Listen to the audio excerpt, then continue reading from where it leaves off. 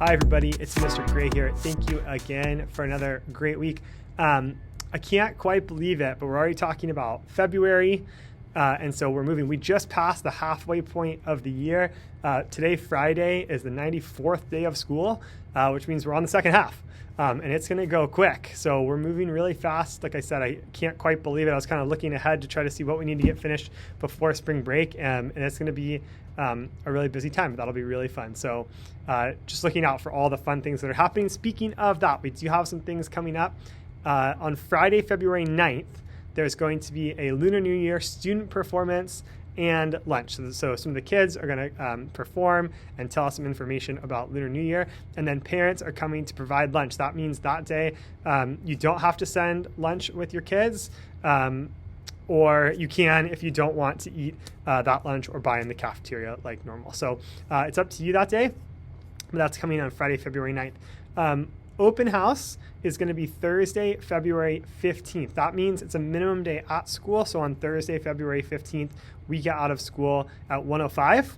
And the actual open house itself will be from 6 to 7 p.m. So parents and students come to open house.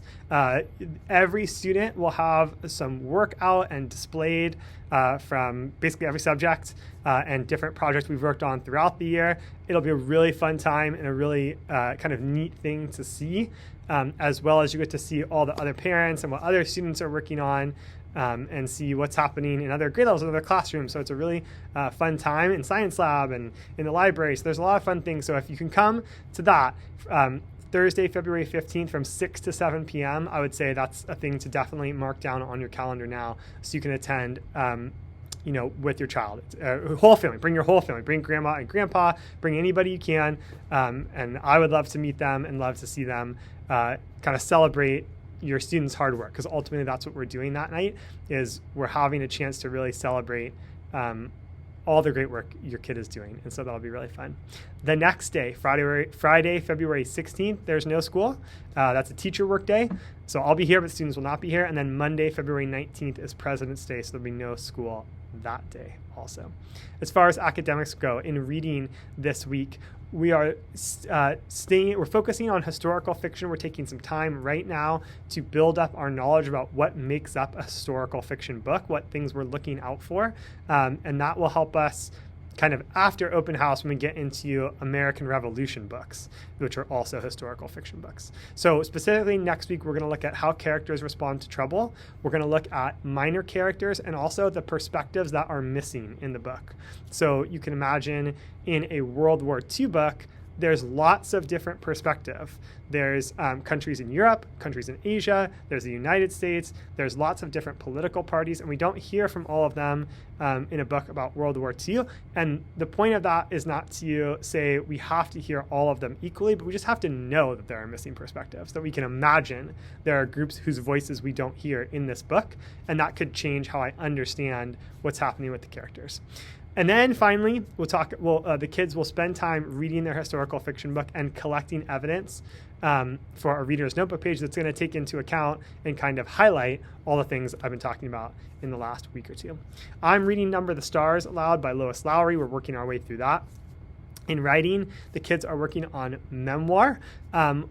As the kids have been drafting now, they're starting to notice that there's kind of an overarching idea or theme to what they've been writing about. So ultimately, their memoir is going to have a big idea or theme, and they're going to have different entries in their memoir that relate to that big theme. So you can imagine one student is going to write all about conflict, and they're going to write about big conflicts in the world and their thoughts, and they're also going to write about the conflicts they see at school or are a part of. And so there might be called Conflict by student X, and they have all these entries. So where the kids are starting to develop what is that overarching theme, and they're going to keep working on entries that match the theme of their whole memoir, but have different styles of writing, perhaps some narrative or opinion, or they're reflecting more of like a journal entry, some poetry. So it's really exciting. I think they're starting to enjoy the kind of freedom that this has that some of the other genres have not had. And so far, they're coming up with really deep ideas. They're looking at things from multiple perspectives, and that's really fun. In math next week, we're taking some time to focus on dividing fractions, and specifically, we started this last week, and into next we're looking at how to divide fractions visually.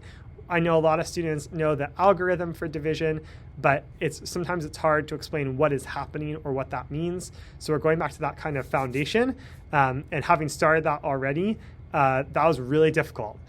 Even sort of very simple division problems for the kids to be able to visualize it, had a lot of students stuck who could solve it algorithmically. And then we'll get into the algorithm and we'll move on from there. But that's the main thing we're doing, is looking at dividing fractions and making the connection between multiplication and division.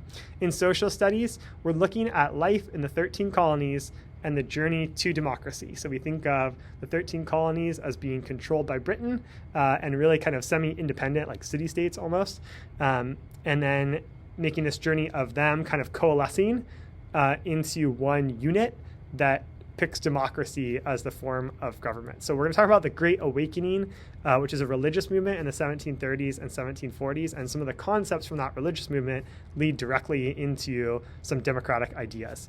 And then we're also talking about town meetings in the colonies.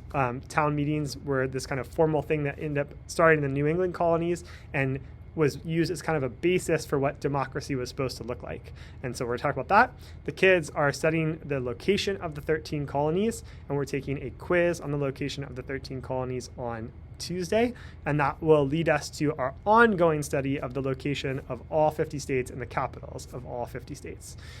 In science, they are kind of reviewing and completing a simulation that we started last week about how humans and other factors disrupt ecosystems, and they will have a test for science lab.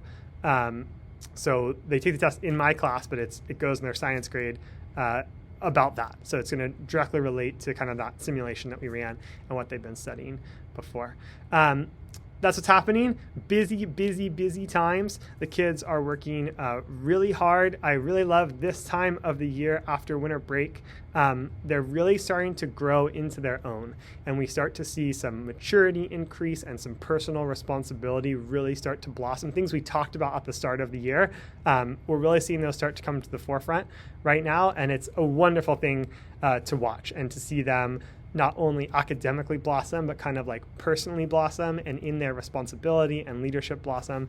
And it's a really fun thing to see. So thank you very much for letting me teach them and have a great time with them. I hope you all have a great weekend. See you next week. Bye-bye.